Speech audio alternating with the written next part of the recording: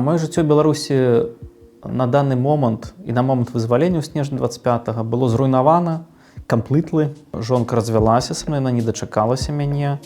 Тата, маці ёсць, але тая хата, напрыклад, у якой я жыў, там, мне было б складана, эмацыйна складана там жыць, бо там была моя сям'я, зараз там нічога няма.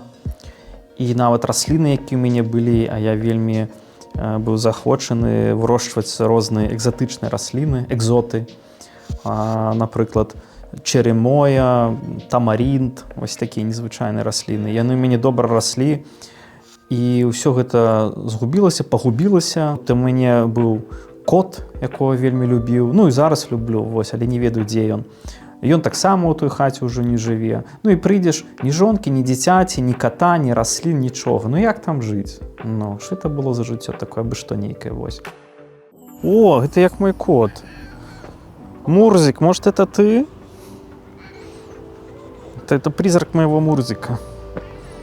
Як бы я жыў у той Беларусі, якая зараз, я бы ўсё роўна казаў тое, што думаю. Таму вельмі добра, што я тут, што я не ў Беларусі.